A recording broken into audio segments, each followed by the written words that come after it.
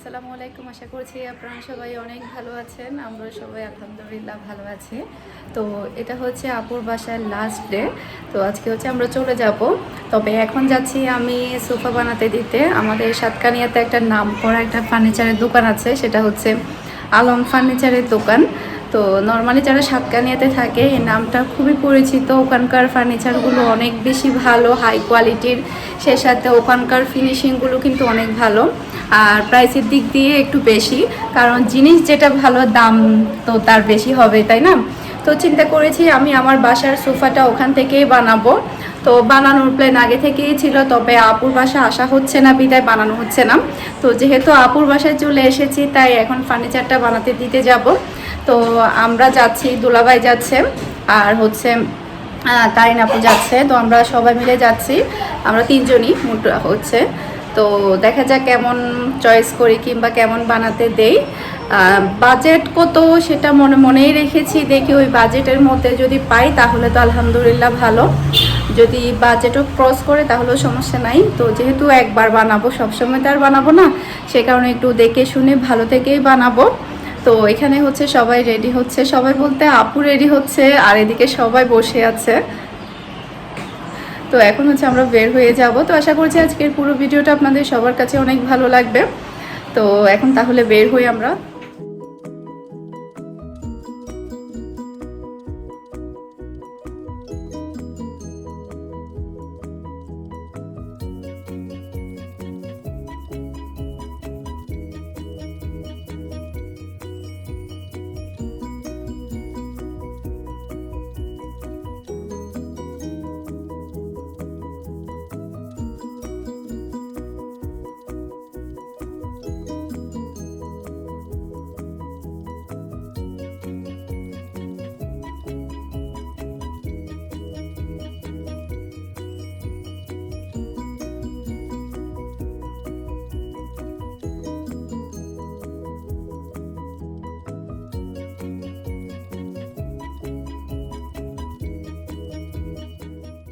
তো এখন হচ্ছে আমরা বাসা থেকে একদমই বের হয়ে গিয়েছি। এটা হচ্ছে আপুর বাসার সামনে আর কি। তো এখান থেকে হচ্ছে আমরা রিক্সা নিয়ে নেব। তো চিন্তা করেছি যে একেবারে রিক্সা নিয়ে আমরা কেরানীহাটে চলে যাব। এখান থেকে অবশ্য খুব একটা বেশি দূরে না। তো এই বাড়িটা হচ্ছে আপুর যেটা শ্বশুরের বাড়ি, এটা হচ্ছে 3 তলা মেবি। তো বাহিরেও কিন্তু বাড়িটা একদম টাইলস বসিয়ে দিয়েছে, দেখতে বেশ ভালোই লাগছিল। তো পুরোটা টাইলস হওয়াতে দেখা যাবে রং আর নষ্ট হবে না। তো এখন হচ্ছে আমরা রওনা দিয়ে দিচ্ছি। তো আমরা একেবারে রিক্সা নিয়ে নিয়েছি, রিক্সাতে করে আমরা চলে যাব। রিক্সা না, এগুলো হচ্ছে অটো রিক্সা, বেশ ভালোই চলে, দ্রুত চলে যাওয়া যায়। আর এখান থেকে তো আর কেরানীহাট খুব একটা বেশি দূরে না, বেশি সময় লাগবেও না, 10-12 মিনিট মতোই লাগবে, এর চাইতে বেশি সময় লাগবে না। তো এখন হচ্ছে আপনারা যে খালটা দেখতে পাচ্ছেন, এটা হচ্ছে ডোলো খাল। খালের ওপারে হচ্ছে আমার বাবার বাড়ি, আর এপারে হচ্ছে আমার আপু শ্বশুর বাড়ি। তো মানে শুধু মাঝখানে একটা খাল পড়েছে, একদমই সোজাসুজি বলতে গেলে এপাশ আর ওপাশ। আর এটা হচ্ছে ডোলো খালের ডোলো ব্রিজ। এটা কিন্তু অনেক পুরনো একটা ব্রিজ, এটার বয়স মেবি 100+ হবে, আরও বেশি হবে এটার বয়স। কত বছর হয়েছে ঠিক আমি বলতে পারছি না, তবে প্রচুর বয়স হয়েছে এই ব্রিজটার। ডোলো ব্রিজ বলা হয়।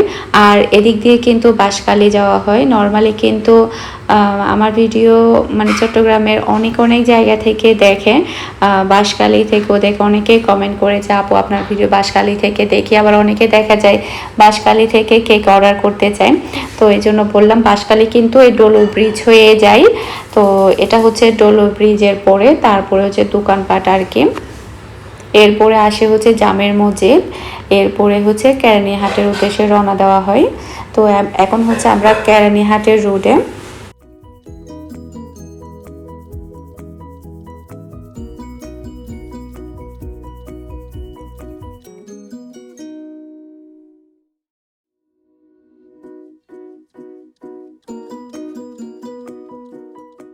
এখন আপনারা যে জায়গাটা দেখতে পাচ্ছেন এটা হচ্ছে ইটের ভাটা, এখান থেকে হচ্ছে ইট সাপ্লাই করা হয়।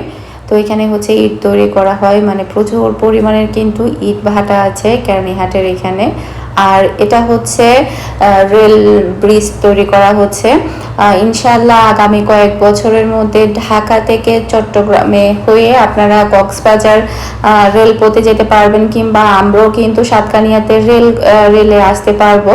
তো ডাইরেক্ট কিন্তু ঢাকা হয়ে কিন্তু রেলপথটা চালু করা হচ্ছে। আগে কিন্তু রেলপথ ছিল, ওটা আসলে বন্ধ হওয়ার পরে কিন্তু সময়ের সাথে সাথে নষ্ট হয়ে গিয়েছে।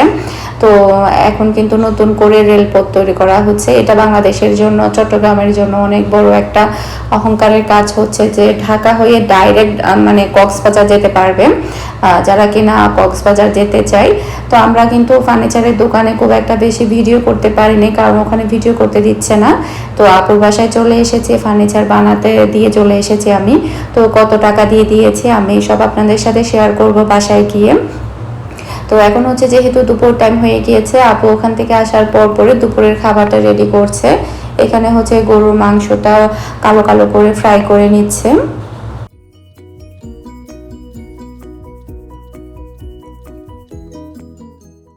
আমরা হচ্ছে এখানে দুপুরে খাবারটা খেয়ে একটু রেস্ট নিয়ে তারপরে হচ্ছে বিকেলের দিক দিয়ে সাতকানিয়া থেকে বের হয়ে যাব শহরের উদ্দেশ্যে। বেশি সময় লাগবে না, সাতকানিয়ার সিটিতে কিন্তু মাত্র 1 ঘন্টার ডিফারেন্ট। তো 1 ঘন্টার মধ্যে কিন্তু আমরা পৌঁছে যাব। তো আমরা কিন্তু ফার্নিচারের দোকান থেকে আস্তে আস্তেও কিন্তু অনেকটা লেট হয়ে গিয়েছে। তো দুপুরের খাবারটা খেয়েছি প্রায় আমরা 3:30 মতো বেজেছে।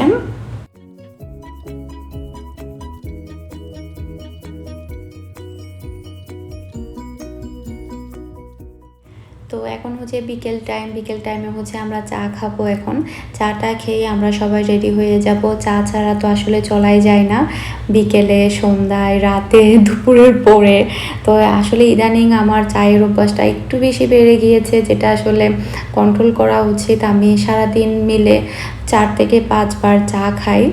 তো আগে কিন্তু আমি 2 বার চা খেতাম, তবে এখন যেহেতু আমার অর্ডারের কাজ থাকে, অনেক সময় দেখা যায় ঘুম কম হয়, ঘুম আসে আমার, যার কারণে কিন্তু আমার ঘন ঘন চা খাই।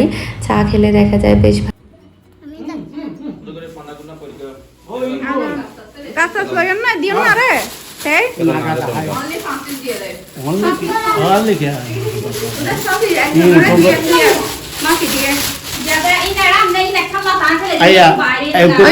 ঠিক আছে।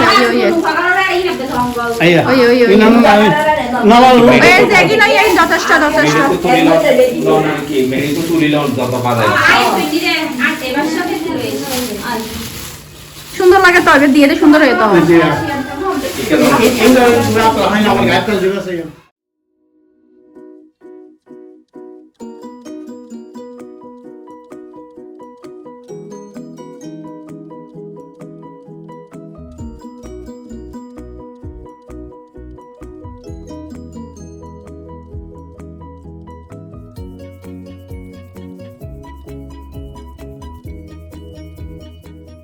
তো এখন হচ্ছে আমরা সবাই বের হয়ে যাচ্ছি।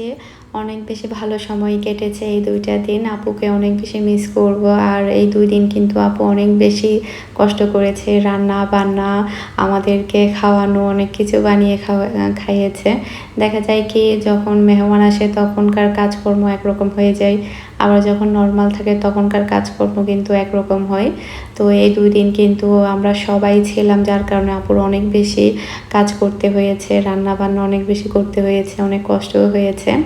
তো আমরা কিন্তু বাসার মধ্যে চলে এসেছি। আর টুনটু কিন্তু অনেক বেশি হ্যাপি, ও ঘুরতে পারলেই হ্যাপি, মানে যত বেশি ঘুরুক না কেন ওর কোনো আলসেমি নেই।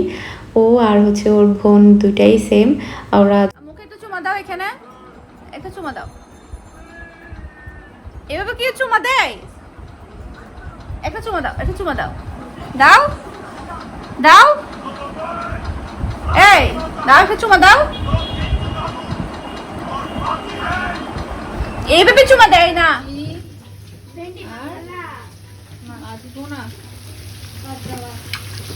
এখানে কি রান্না করবো?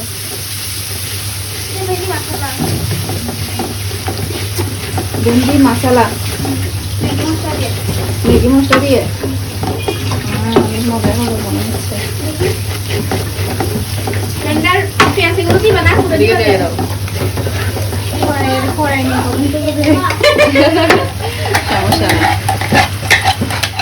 তো এখন হচ্ছে রাতের দিক দিয়ে রাতের খাবারটা খেয়ে আমি বাসায় চলে যাব।